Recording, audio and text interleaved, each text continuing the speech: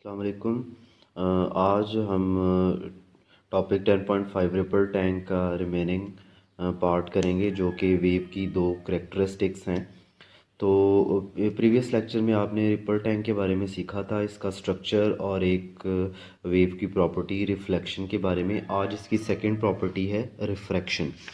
तो इसकी डेफिनेशन सबसे पहले, when the wave from one medium enter into the second medium at some angle its direction of travel changes.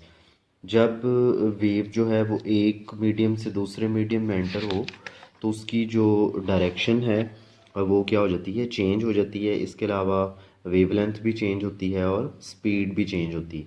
तो इसको understand करने के लिए ये हम एक्टिविटी देखेंगे। एक्टिविटी वो जो एक्सपेरिमेंट था रिपर टैंक वाला, वो ऑपरेटर्स यूज़ किया जाता है। तो इसमें वो ये जो रिपर टैंक की रेक्टेंगल ट्रे है, इसका टॉप व्यू दिखाया गया है। तो इसमें यहाँ पर ये जो ब्लैक है ये वाइब्रेटर है, यहाँ से वेव्स जनरेट हो रही हैं क्योंकि इसकी लोड सरफेस जो है वो वाटर सरफेस को टच कर रही है और ये स्ट्रेट वेव्स जो हैं स्ट्रेट वेव फ्रंट के साथ जनरेट हो रही हैं। अब इसमें दो डिफरेंट मीडियम हासिल करने के लिए उन्होंने ये जो हम क्या करते हैं, ये जो रेक्टेंगल ट्रे है इसकी हाफ ट्रे में एक ग्लास स्लैब रख देते हैं। तो ये जो ग्लास स्लैब है, जहाँ जहाँ ग्लास स्लैब है वहाँ पर जो है उसकी हाइट जो है वाटर की डेप्थ है वो चेंज हो जाएगी, और जहाँ पर ग्लास स्लैब नहीं है वहाँ पर उसकी डेप्थ ज़्यादा होगी। तो इस तरह से हमने ये जो रेक्टेंगल ट्रे है इसके अंदर दो दो डिफरेंट मीडियम ऑब्टेन किए हैं। तो इसके बारे में यहाँ पर लिखा हुआ है, उसकी रीडिंग करता हूँ मैं अभी। तो जहाँ पर ग्लास स्लैब होगी वहाँ पर जो है वाटर वो शैलो होगा, और जहाँ पर ग्लास स्लैब नहीं है वहाँ पर क्योंकि ट्रे की एक्चुअल डेप्थ है तो इस वजह से वो जो वाटर की डेप्थ है वो ज़्यादा होगी। तो दो मीडियम इस तरह से हैं कि एक शैलोअर वाटर है और दूसरा डीप वाटर है।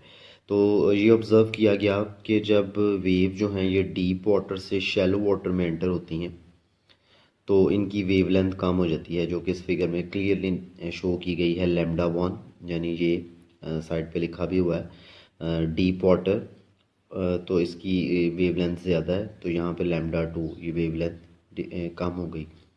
इसके अलावा अगर वेवलेंथ डिक्रीज़ करेगी तो जो रिलेशन है वेव इक्वेशन का v equals to F lambda, तो क्योंकि फ्रीक्वेंसी जो वेव की है वो दोनों मीडियम्स के में कांस्टेंट रहती है। फ्रीक्वेंसी तो सोर्स की है, ये जो वाइब्रेटर है ये जनरेट कर रहा है, तो सेम फ्रीक्वेंसी रहेगी इस मीडियम में भी, डीप वाटर में भी और शैलो वाटर में भी। तो अगर फ्रीक्वेंसी कांस्टेंट है तो रिलेशन के मुताबिक v equals to F lambda, ये वेव इक्वेशन है, फ्रिक्वेंसी कांस्टेंट हो तो साइन ऑफ प्रोपोर्शनलिटी आ जाता है। तो v प्रोपोर्शनल है लैम्डा के। अगर लैम्डा डिक्रीज़ करेगा तो स्पीड भी डिक्रीज़ करेगी, और अगर लैम्डा इंक्रीज़ करेगा तो स्पीड भी इंक्रीज़ करेगी। तो ये इसकी डेफिनेशन मैंने सबसे पहले पढ़ी है, इसकी एक्सप्लेनेशन इस पैराग्राफ से है। यहाँ पर मैं थोड़ा सा रीड कर देता हूँ कि हम दो डिफरेंट मीडियम कैसे प्रिपेयर करते हैं। The speed of the wave in water depend on the depth of the water. If the block is submerged, कोई ब्लॉक जो है उसको सबमर्ज किया गया है यानी डिप कर दिया गया है, अंदर रख दिया गया है in the ripple tank, the depth of the water in the tank will be shallower over the block. वो जो ग्लास स्लैब थी, जो ब्लॉक है उसके ऊपर जो वाटर की डेप्थ है वो शैलोअर होगी यानी कम गहरा पानी, and elsewhere then the elsewhere, अपने सराउंडिंग के लिहाज से। तो यूँ दो मीडियम प्रिपेयर कर ली। अच्छा, एक और चीज़ जो इम्पोर्टेंट है वो ये कि डेफिनेशन में लिखा हुआ है कि वेव जो हैं वो उनकी डायरेक्शन ऑफ ट्रैवल चेंज होती है। तो यहाँ पर सिर्फ स्पीड और वेवलेंथ चेंज हुई है।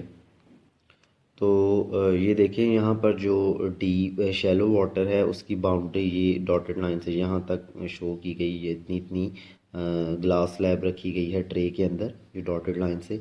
तो इसके बाद जो ग्लास स्लैब है, क्योंकि वहाँ पर कम गहरा पानी है और यहाँ पर गहरा पानी है, तो ये जो ग्लास स्लैब की बाउंड्री है ये डॉटेड लाइन, ये और वेव फ्रंट, ये वेव की जो बाउंड्री है, वेव की जो लाइन है फ्रंट लाइन, वेव फ्रंट बोलते हैं इसको, तो ये आपस में पैरेलल हैं।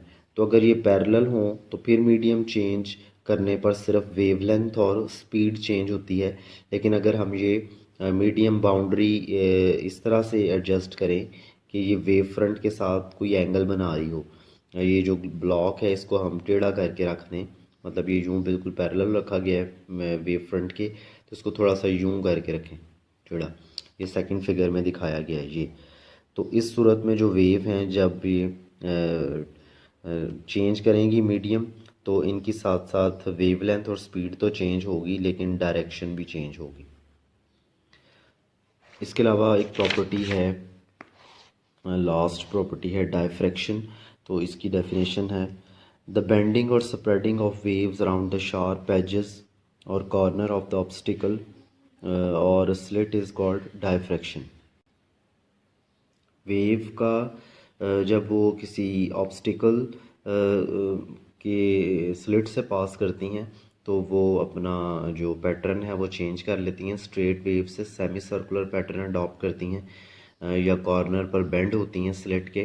तो ये वाली जो प्रॉपर्टी है वेव की ये डायफ्रैक्शन कहलाती है। इसमें देखें ये जो ब्लू और वाइट लाइंस नज़र आ रही हैं ये स्ट्रेट वेव्स आ रही हैं, ये आगे ब्लैक जो लाइन पट्टी दिखाई गई है ये ऑब्स्टिकल है और ये दरमियान में एक स्लिट है।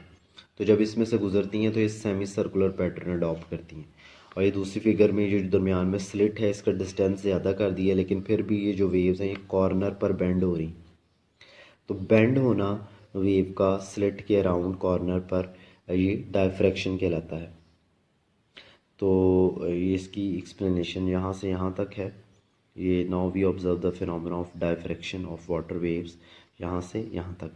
बुक में जो अटैम्प्ट करने का तरीकाकार है उन्होंने पहले एक्सप्लेनेशन दी है फिर डेफिनेशन लिखी है। तो हम सबसे पहले डेफिनेशन लिखेंगे और फिर उसकी एक्सप्लेनेशन देंगे। ये जैसे डेफिनेशन लास्ट पर है और ये इसकी एक्सप्लेनेशन है, ये रिफ्रैक्शन की डेफिनेशन है, जबकि इसकी एक्सप्लेनेशन ये पिछले पेज पर है। और इसी तरह ये रिफ्लेक्शन की डेफिनेशन है और ये इसकी एक्सप्लेनेशन है और पीछे तक इसका स्ट्रक्चर था। तो ये मैंने प्रीवियस लेक्चर में भी बताया था कि ये लॉन्ग क्वेश्चन है, लेकिन ये तीनों करेक्टरिस्टिक में से कोई एक पूछी जाती है। तो जो भी पूछी जाएगी हम इसकी डेफिनेशन लिखेंगे रिपर टैंक की, इसका स्ट्रक्चर बताएंगे और वो जो करेक्टरिस्टिक पूछी गई है उसके बारे में बताएंगे। इसके बाद एक छोटी एग्जांपल है, ये शॉर्ट के लिए ये भी देख लें। A student perform an experiment with the wave in water, the student measure the wave length lambda, ये बताया जा रहा है 10 सेंटीमीटर है, इसको मीटर में चेंज करना होगा। By using stopwatch and observing the oscillations of floating ball, student measure the frequency, wavelength भी पता चल गई है, frequency 2 hertz पता चल गई। if the student start the wave in one part of the tank of water, how long will it take to reach the opposite side of the tank 2 meter away। तो वो जो है ripper tank जो 2 metre length का है, तो एक side से दूसरी साइड पे जाते वक्त वेव को कितना टाइम लगेगा। तो टाइम के लिए हमें वो जो 9th क्लास में फार्मूला आपने पढ़ा था v equals to D by T, इसको t के लिए ड्राइव करना है, t equals to v by D. तो इसके लिए हमें वेलोसिटी चाहिए, तो वेलोसिटी के लिए हम वेव इक्वेशन यूज़ करेंगे v equals to F lambda, क्योंकि f और लैम्डा दोनों गिवन है। तो ये देखिए उन्होंने अप्लाई किया, एफ लैम्डा मल्टीप्लाई करके स्पीड 2 आ गई और फिर t के लिए फार्मूला जो है इसको रीअरेंज किया है 9th क्लास का formula v equals to D by T. तो t equals to D over v, मैंने शायद पहले रॉन्ग बता दिया, v equals to T sorry t के लिए ड्राइव करना है, t equals to D by V. तो ये 2 मीटर है और ये वेलोसिटी की जो वैल्यू आई थी 0.2 मीटर, ये आ गया 10 सेकंड।